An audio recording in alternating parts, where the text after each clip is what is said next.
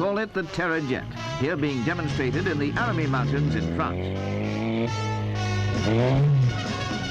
It was first invented by a Canadian engineer as a carry-all on hunting trips in the Canadian Rockies.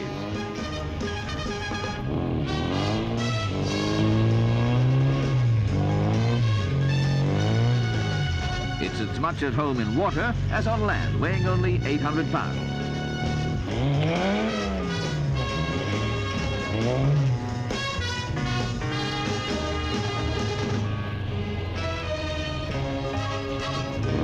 The 28 horsepower rear-mounted engine has a top speed of 60 miles an hour. And on land, it takes most obstacles in its stride. Starting life as a glorified toy, the Terra jet may now be developed as a rescue vehicle. Anywhere where conditions are difficult, this little workhorse will be trucking along. I think we made it better. Maybe.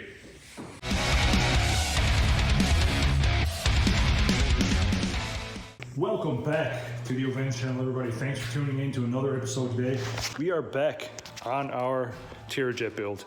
If you were just tuning in, new to the channel, this is a 1970s, 1980s Terra jet. Not really sure the exact year, to be quite honest with you. I always thought the fiberglass body came out in the 80s, but I could be totally wrong on that. I don't know. So if you're just tuning in, this is a Terra jet, which they were amphibious right from factory back in the 70s and 80s. And I believe they still make these today down in like Louisiana.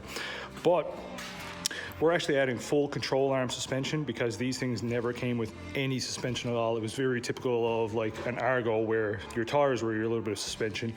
Terra jet was pretty similar. The only difference was we actually have a steering wheel with tie rod end links, and we can actually turn the front wheels. That was kind of the big difference, but they are amphibious, so we're just kind of upgrading. So as you can see, we went ahead. I have fully box control arms put on this one.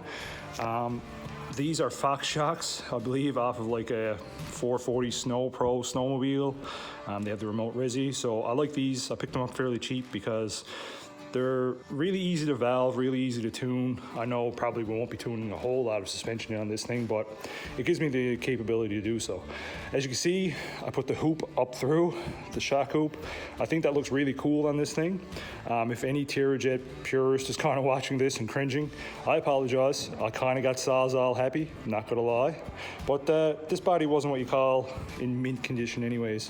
What I will do eventually is blow out a nice, probably aluminum or stainless flange or cover plate or surround plate to go around this. And once this is painted black and cleaned up, I think it will look really nice, especially with the color that I'm planning on going with this. I almost died. To go from there, we'll come back to the back. As you can see, still fully box control arms. We have these Elkas, and we have a similar shock hoop. Now, I will be tying these in to the main structure, and I will actually come in eventually.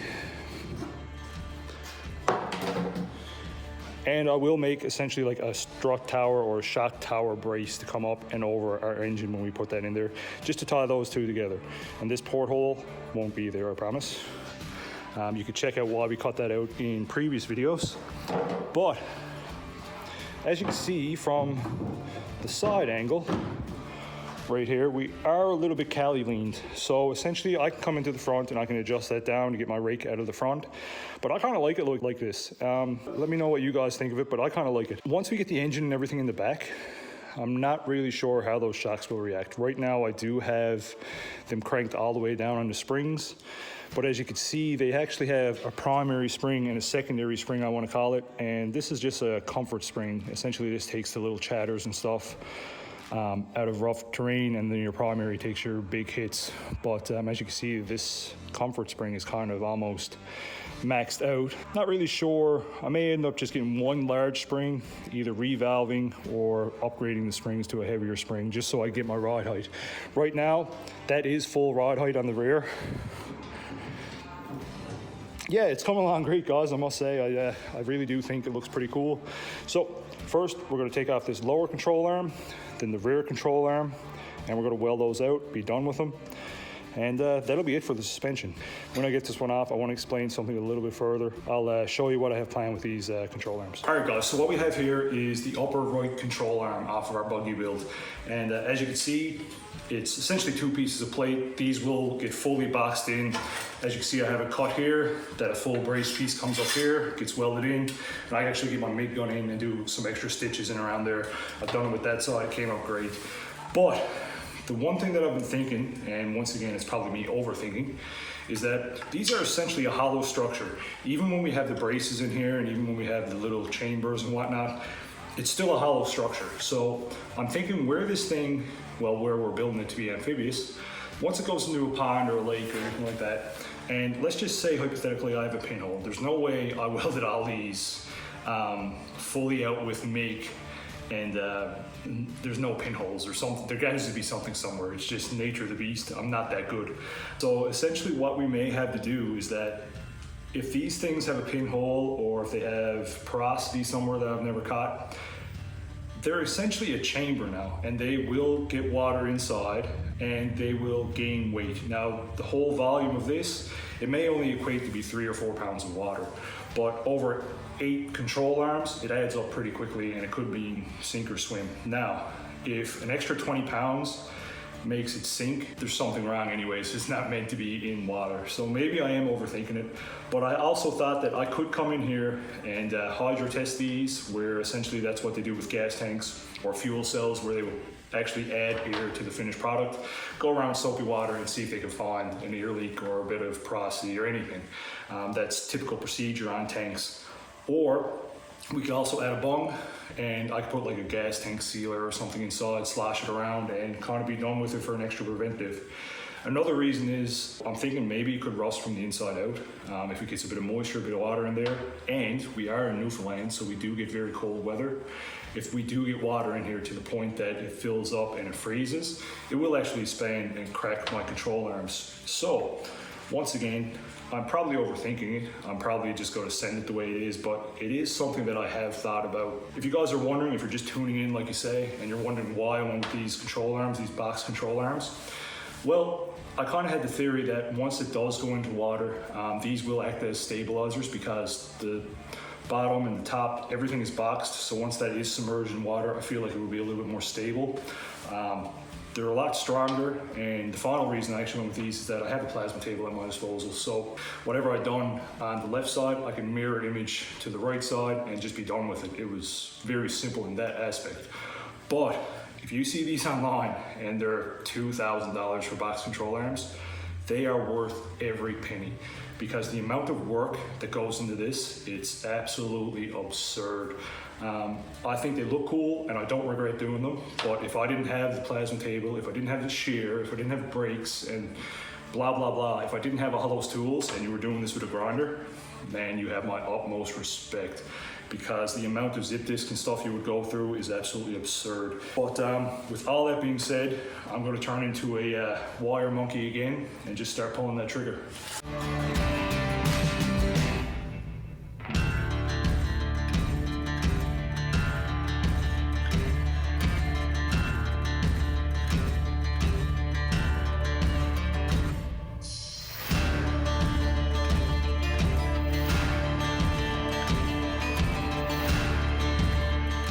Now I'll come here and show you guys just a little bit further into it. But as you can see, this one comes in, triangulates into this piece. This one will come and triangulate back into that piece. Then this piece comes down and it'll tie in there, make it structural sound again. This piece also gets welded here, along with a full bead inside and outside, along here. These are 3/16 tabs. And as you can see, this is your factory mounting point. So quite a bit beefier than what came factory on the utility donor side by side we used. But if it worked for that, I think ours should be plenty strong.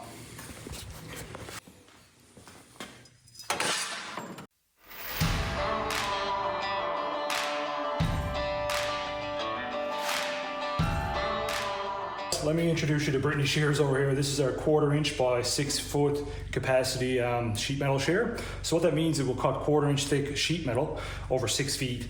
And this is one of the best purchases I've ever made. It makes cutting sheet metal so easy. I have never cut 1/4 inch plate on it, but I've done 3/16, which is pretty close. But most of the stuff I do is 1/8 and usually thinner, usually gets into the gauges. But I've nicknamed it Brittany shears, and the worst thing about it, every time I turn it on, it makes this sound. I don't know what that's all about.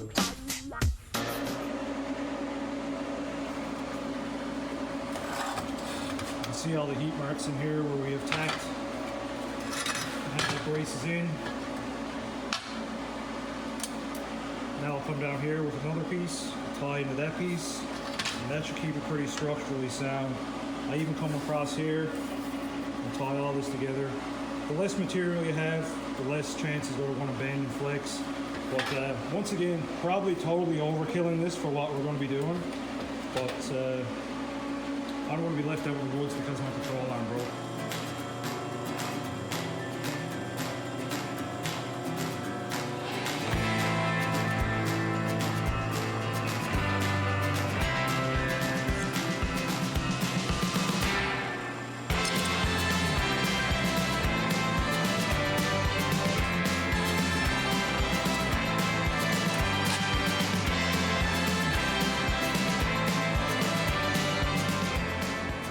I do apologize about the mess, guys. Once I get into a project, I don't usually clean up until the project is done. So unfortunately, it's my beige flag, I guess you could say. So we have to come in here and remove these bushings, because once you start putting heat in these, of course, rubber, the smell, you're going to ruin these bushings. Now, with that being said, I do plan on coming in here eventually and putting all new bushings and everything in this. But for now, I want to save them for as long as I can anyways. So we're just going to push those out with our arbor press here. And some socket sorcery. Socket sorcery. Socket sorcery. Oh, there we go. If that was a 10 mil, that wouldn't have happened. But I also wouldn't have found it, so.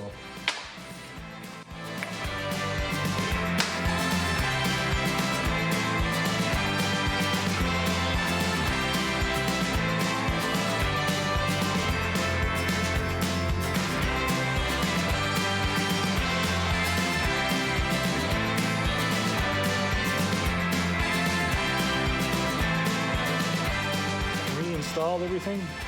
Solid piece right now. Everything's welded solid. Grind it down a bit. This shock right here, I believe either has different valving into it or different spring rates, because I'm down in this corner for some reason, and it's not like there's no difference in weight, but the angles, the shock angles are the same. That one seems to be holding its own pretty good. It just seems like it's holding the weight perfect, but I'm down in that corner. So that needs to be addressed anyways, I figured that. But it's coming along. We need to take the lower off now, finish that one out. I'm not leaving this until this suspension is done tonight, or at least the control arms are welded out. Then we may have to come in here. Guys, I went really ham on the Sawzall, I'm not gonna lie, but I'll clean all that up in a future video. But I'm gonna come in here and probably tackle the steering after this so I can get this steering shaft back up and running. I love this thing. I think it's cool as hell. If it performs half as good as it looks, I think we're on the right path.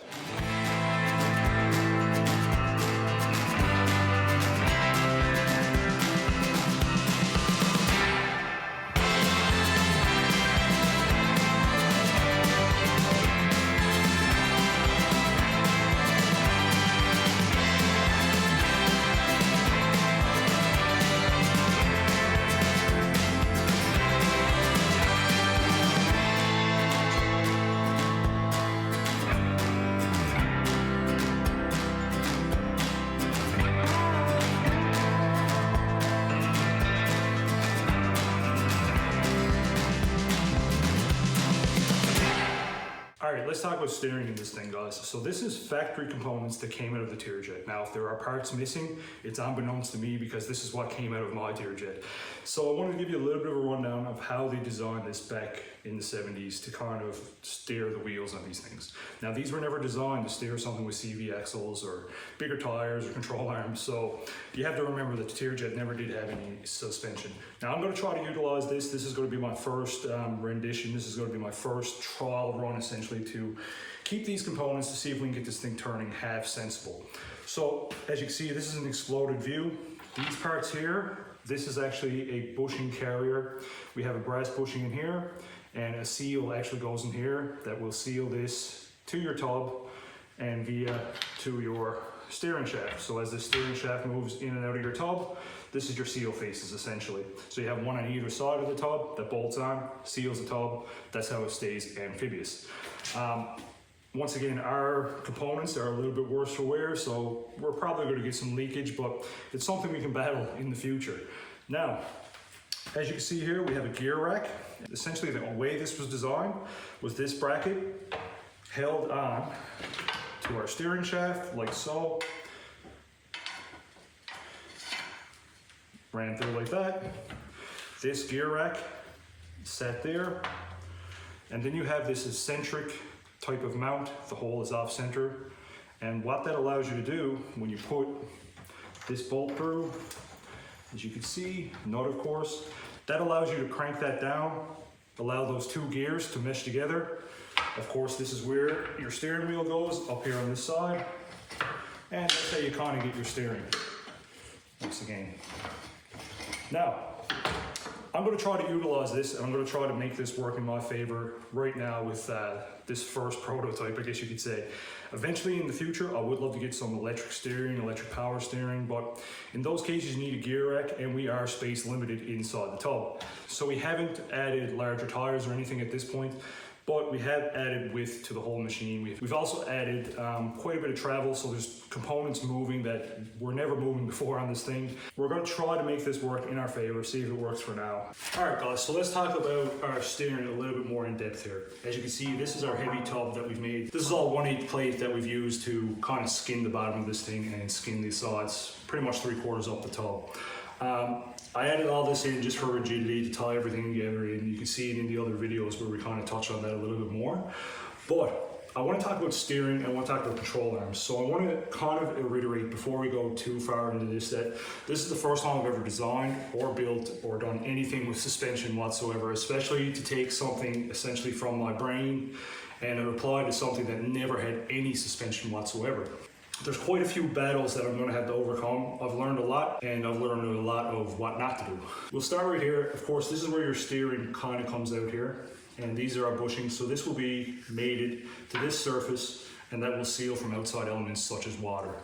The issue that we're going to have with this, or that I'm going to have with this, and you guys are going to see me overcome because it's not going to win, I promise. We're going to have bad bumps there, and I think the reason for that is that once again, I never put it in CAD and figured out the exact geometry on this. I kind of just dove in. We are using spindles that are essentially off a utility side-by-side that you would see on a farm somewhere that have very, very little suspension. Now this thing here with these shocks and this control arm setup has absurd suspension right now for what it is, you know. And right now we have I think 16 inches of ground clearance. I know it doesn't look like that on the camera, but I think it's something crazy like that. I think we're going to have to either make our own spindles. I'm going to have to play with tie rod length, end links. I'm going to have to play with probably mounting in here quite a bit. But to get us rolling and whatnot, I'm going to keep it super straightforward and kind of adjust from there. But I think there is going to be quite a few renditions on our steering components for sure. Once again, this isn't built to do 100 across the desert. It's not meant to keep up with Can-Am X3s or anything like that. It's meant to be kind of a switchblade of a little buggy that it can even go in water and keep amphibious capabilities. But if I want to jump into it on a Sunday and just go on a trail ride, I'm hoping I'm going to be able to do that as well. What we're going to start working on now is to get our steering shaft turning and essentially our steering wheel mounted. Now, I have everything drove up towards the front as far as I could get, because I got a funny feeling that the engine is going to take up a lot more room than I'm expecting, and that seat is going to have to be slid forward quite a bit to accommodate some things. So let's work on getting our steering shaft installed.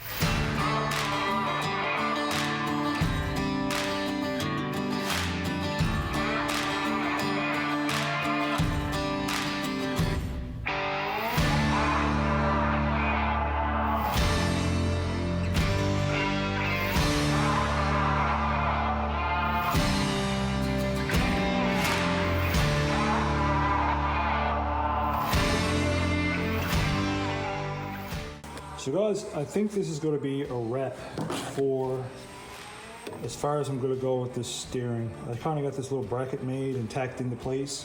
Once again, it's all tacked into place because I don't really know if I'm going to have to change the angle of this steering stem.